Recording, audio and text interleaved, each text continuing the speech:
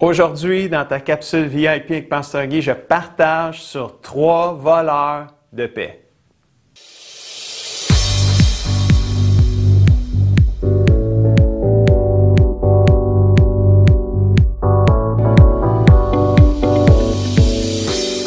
Bonjour mon ami et bienvenue à ta capsule VIP avec Pasteur Guy. C'est toujours une joie pour moi de pouvoir nourrir ton âme afin que tu puisses grandir et devenir tout ce que le Seigneur veut que tu deviennes. Es-tu prêt de nourrir ton âme aujourd'hui? Je crois que oui. Et le titre de la capsule aujourd'hui, c'est 3 voleurs de paix. Mais avant de parler des voleurs de paix, j'aimerais définir avec toi c'est quoi la paix. Et la paix en général, la définition de la paix selon le dictionnaire, c'est l'état d'un groupe de personnes qui ne sont pas en conflit. Si on parle de plusieurs personnes ensemble, quand plusieurs personnes sont ensemble, ne sont pas en conflit, on peut dire qu'ils sont dans un état de paix. C'est aussi l'état de tranquillité, de repos dans une personne individuelle. C'est l'état de quelqu'un qui jouit du calme intérieur et de la tranquillité. C'est l'absence d'agitation. C'est ça la paix, c'est l'absence d'agitation, de lutte sociale et de disputes.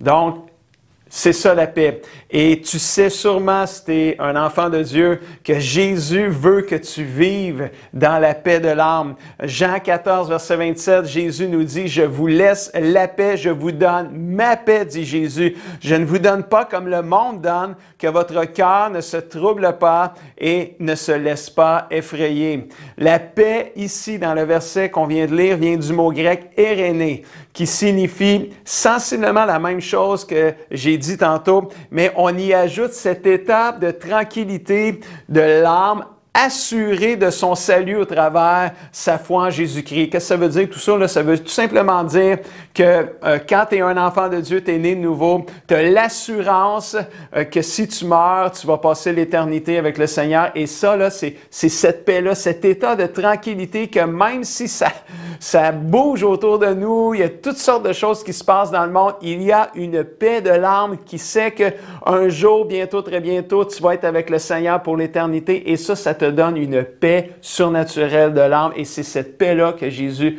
veut pour toi et moi. Si je te demande, veux-tu cette paix que Jésus donne et veux-tu la vivre à tous les jours? Tu vas dire oui, c'est sûr que tu vas dire oui. Comme moi, je vais dire oui, comme tout le monde. Qui ne veut pas vivre dans cette paix-là? Là, tout le monde veut vivre en paix. Personne ne veut vivre anxieux, agité, inquiet, stressé. Et si tu sais que Jésus te donne sa paix, pourquoi vis-tu trop souvent avec un cœur troublé et apeuré au lieu d'un cœur paisible? Bonne question, hein? Mais je vais répondre à cette question-là pour toi. Sais-tu pourquoi ça arrive que tu peux vivre souvent avec un cœur troublé, effrayé? Mais c'est parce qu'il y a des voleurs de paix partout autour de toi. Et je veux partager avec toi aujourd'hui 3 voleurs de paix. Il y en a beaucoup plus que 3, c'est sûr, mais je vais en parler de 3 aujourd'hui. Le premier voleur de paix que je veux parler avec toi, c'est la peur. Quand je pense à la peur, il y a plein d'histoires dans la Bible qui me viennent à l'esprit, mais il y en a une histoire racontée par Jésus dans Matthieu 25 où Jésus raconte qu'un maître partait pour un long voyage et il a remis à 3 de ses serviteurs des talents. 5 à un, 2 à l'autre et 3, 1 au 3e. Et il est parti pour un long voyage, puis il dit, je vais revenir, puis je vais vous demander des comptes. Et quand il est revenu de son long voyage, ceux qui avaient eu 5 et 2 talents, eux, ont mis les talents que le maître leur avait donnés en action, au travail. Et ils ont rapporté le double des talents qu'ils avaient reçus. Celui qui n'avait reçu qu'un talent, la Bible dit qu'il n'a rien fait avec, il est allé cacher le talent et il a dit au maître pourquoi il avait fait ça. Et au verset 25, celui qui avait juste eu un talent a dit au maître, « Maître, j'ai eu peur. Je suis allé cacher ton talent dans la terre, voici, prends ce qui est à toi. » Et si tu lisais le reste de l'histoire, cet homme a même perdu le talent qui lui avait été remis. Pour dire, pourquoi qu'il l'a perdu? Pourquoi qu'il est allé cacher? Il dit, j'ai eu peur. La peur. La peur paralyse nos vies, paralyse toute croissance spirituelle. Et si tu n'es pas vigilant, La peur peut venir voler ta paix intérieure. Ce serviteur-là qui avait caché son talent, il n'était pas bien en dedans de lui, là.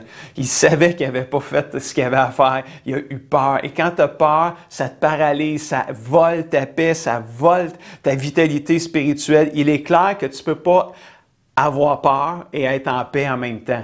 C'est impossible, là. Tu peux pas faire ça, mais il y a une chose que tu peux avec le Seigneur, tu peux être libéré de la peur. Comment le faire? Psaume 34, versets 5 et 7 nous dit, « J'ai cherché le Seigneur et il m'a répondu, je n'ai plus peur de rien. » Wow!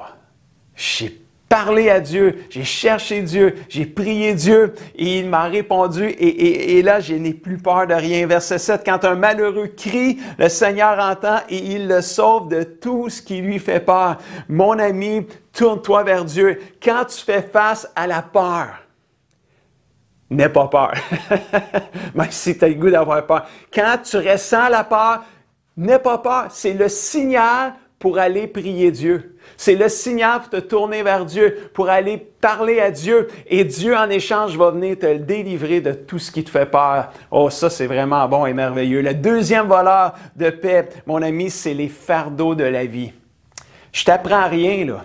Si je te dis que parfois la vie est dure et pas facile, que les fardeaux sont lourds et difficiles à supporter, que ce soit des troubles familiaux, des conflits entre amis, une perte d'emploi, la mort d'un être cher, la surcharge de travail. On le vit, là, les infirmières sont constamment demandées d'une surcharge de travail. Ça alourdit, ça crée de la lourdeur, ça crée des fardeaux, une perte d'emploi. Comme je disais, de nombreuses activités, là, ça bouge, ça tourbillonne de partout. Une pandémie mondiale comme on vit depuis trop longtemps.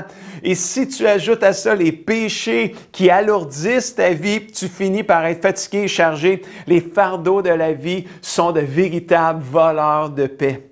Quoi faire quand on est alourdi par les fardeaux de la vie? Psaume 55, verset 23. « Rejette ton ou tes fardeaux sur le Seigneur, sur l'Éternel. Il prendra soin de toi et il ne laissera pas le juste s'écrouler pour toujours. » Quelle promesse extraordinaire! C'est comme... Le Seigneur, il sait qu'on va vivre des fardeaux. Fait qu'il nous dit quoi faire quand ça arrive. « Rejette ton ou tes fardeaux sur moi. Je vais prendre soin de toi. Je ne te laisserai jamais t'écrouler. » Wow! Quelle promesse extraordinaire! Les fardeaux de la vie sont inévitables, mais en les donnant à ton Dieu, ils ne viendront pas voler ta paix et ta vitalité spirituelle. Jésus dit un texte que plusieurs connaissent, peut-être que toi-même tu le connais. Matthieu 11, versets 28 et 29. « Venez auprès de moi, vous tous qui portez des charges très lourdes et qui êtes fatigués, et moi je vous donnerai le repos. Cherche pas à vous dominer, dit Jésus. Prenez donc vous aussi la charge que je vous propose. Devenez mes disciples et vous trouverez le repos pour vous-même. » Quelle merveilleuse promesse! Et le mot repos ici là, vient du grec anapoo, qui signifie permettre à quelqu'un de rester tranquille dans une attente calme et patiente. C'est quoi? Le Seigneur revient bientôt, c'est une promesse. Jésus il revient, il a dit, je vais revenir. Mais en attendant, il veut nous donner la paix, puis il veut donner du repos. Ça veut dire quoi? Le repos, là, c'est de rester tranquille pendant qu'on attend calmement et patiemment le retour de Jésus-Christ. Qui veut la paix et le repos de Dieu? Mon ami, les fardeaux de la vie, on va tout en vivre. Mais quand tu ressens l'eau, quand tu ressens ces fardeaux de la vie-là, ne te stresse pas, n'aie pas peur, parce que c'est un signal pour venir auprès de Jésus. Viens à moi, dit Jésus. Si tu es chargé et alourdi par la vie et fatigué, je vais te donner du repos et la paix de l'âme. Troisième voleur, les inquiétudes. Oh, t'as facile celle-là, là, tu sais. De tous les voleurs de paix, les inquiétudes, ça vient en haut de la liste. Même si je l'ai mis troisième, je voulais finir avec ça, mais les inquiétudes, là, ça vient en haut. C'est des véritables voleurs de paix. Quand tu commences à regarder à ce qui se passe autour de toi, à entendre tout ce qui se dit, à écouter les nouvelles, à suivre les réseaux sociaux, c'est inévitable de faire face aux inquiétudes. Puis on n'a pas besoin d'une pandémie comme on vit présentement pour être inquiet de la vie, là. Avant la COVID, là, avant la pandémie, là, les occasions de s'inquiéter, y étaient grandes aussi. C'est juste avec la COVID, se sont juste multipliées. Tu t'inquiètes à propos de tes enfants, à propos de tes parents, de tes amis, de ton église, de ton travail, de l'avenir, de ta santé, etc. Quand tu t'inquiètes, Je pense comment il y en a qui s'inquiètent de s'inquiéter. Fait que nous, on commence à s'inquiéter. Quand tu t'inquiètes, c'est évident que tu n'es pas dans un état de paix. Les inquiétudes sont de véritables voleurs de paix. Tu peux même t'inquiéter de choses qui peuvent paraître bonnes, mais qui vont venir voler ta paix et ta joie pareil. Parce que tu t'inquiètes pour des choses qui sont peut-être bonnes, mais qui ne sont pas les plus importantes. Je pense à Marthe et Marie. C'est une histoire, c'est un classique. Hein? Puis je vais te lire les 4 courts versets de cette courte histoire-là qu'on a dans la Bible, où Jésus arrive chez Marthe, puis tu vas tout comprendre ce que je veux dire par là. Marthe a une sœur, Luc 10, 39, 42. Marthe a une sœur qui s'appelle Marie. Et là, Jésus arrive dans la maison, puis Marie s'assoit au pied du Seigneur et elle écoute tout ce que Jésus a à lui dire. Marthe, elle est dans la cuisine, elle est très occupée à tout préparer pour accueillir Jésus et préparer le repas. Puis là, elle vient auprès de Jésus et elle dit, « Seigneur, ma sœur me laisse seule pour tout préparer. Ça te fait rien? Dis-lui donc de m'aider. » Le Seigneur lui répond, « Marthe, Marthe, tu t'inquiètes et tu as du souci pour beaucoup de choses. Mais une seule est nécessaire et Marie a choisi ce qui est vraiment bon et personne ne lui enlèvera. » Mon ami, attention aux inquiétudes. Elles sont même pour les choses qui peuvent paraître bonnes. Le plus important, c'est ta relation avec Jésus-Christ. C'est ça que Jésus est en train de dire. C'est ça qui est le plus important. Si tu es pour t'inquiéter de quelque chose, aie du souci pour ton âme et non pas juste pour les choses à côté. Attention aux inquiétudes, elles sont de véritables voleurs de paix. Mais quoi faire, Pasteur Guy, quand je m'inquiète? Très bonne question. Philippiens 4, 6 et 7, le verset classique pour les inquiétudes. « Ne soyez inquiets de rien, mais demandez toujours à Dieu ce qu'il vous faut. Et quand vous priez, faites vos demandes avec un cœur reconnaissant et la paix de Dieu, qui dépasse ce qu'on peut comprendre, va garder nos cœurs et nos pensées unis à Jésus-Christ dans la paix de Dieu. » Quand tu t'inquiètes, inquiète-toi pas. C'est juste le signal de pouvoir venir à Jésus-Christ puis lui donner tes inquiétudes en échange de sa paix. Prier, lire, méditer la parole de Dieu, chanter des louanges, prendre du temps avec le Seigneur ne sont pas des pertes de temps, mon ami. Ce sont des outils pour repousser les voleurs de paix. Ce sont des outils pour repousser les voleurs de paix que sont les peurs, les fardeaux de la vie, les inquiétudes. Et ce sont des outils pour goûter à la paix, la tranquillité et le repos que le Seigneur Jésus veut te donner. Dernier verset, Ésaïe 41, 10. « N'aie pas peur, je suis avec toi, dit Jésus, dit le Seigneur. Ne regarde pas autour de toi avec inquiétude. Oui, ton Dieu, c'est moi, je te rends fort, je viens à ton secours et je te protège de ma main puissante et victorieuse. » Quelle merveilleuse promesse. Mon ami, je viens de te donner les clés bibliques pour repousser les voleurs de paix de ta vie. Si tu mets en pratique ces versets-là, ces clés-là, tu goûteras à la paix de Dieu et la tranquillité dans ton âme. Et ça, c'est précieux et vital pour toi comme enfant de Dieu. Ta relation avec Dieu, si tu mets en pratique tout ça, là, va juste passer à un autre niveau. Si tu n'es pas né de nouveau, tu n'as pas reçu Jésus dans ton cœur, je t'invite à non seulement croire en Jésus, mais à le recevoir dans ta vie. Parce que Jésus dit à tous ceux qui ont cru en moi et qui m'ont reçu, je fais d'eux des enfants de Dieu et je leur donne une vie nouvelle. Alors, si tu n'as jamais reçu Jésus dans ta vie, invite-le maintenant dans ta vie. Demande-lui d'habiter en toi et demande-lui de t'aider à vivre cette vie nouvelle-là dans la paix de l'âme. Et si tu as besoin d'aide pour débuter ta vie chrétienne avec Jésus, écris-moi en privé, par Messenger. Je vais te donner des conseils pour bien débuter. Laisse-moi terminer en te donnant les défis de la semaine.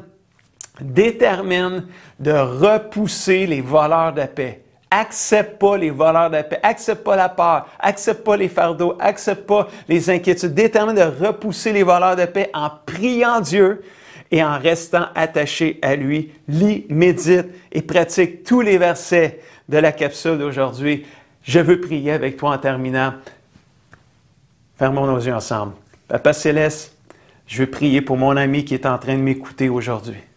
Peut-être que présentement, il est accablé par toutes sortes de choses qui viennent voler la paix. Il n'est pas en paix dans son âme.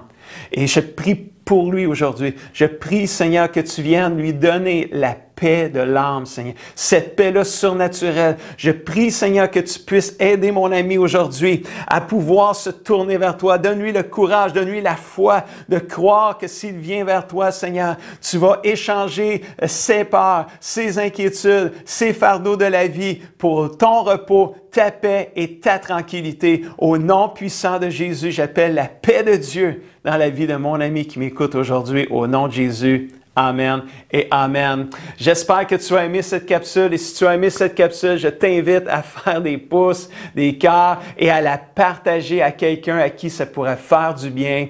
D'ici là, je te dis à la semaine prochaine.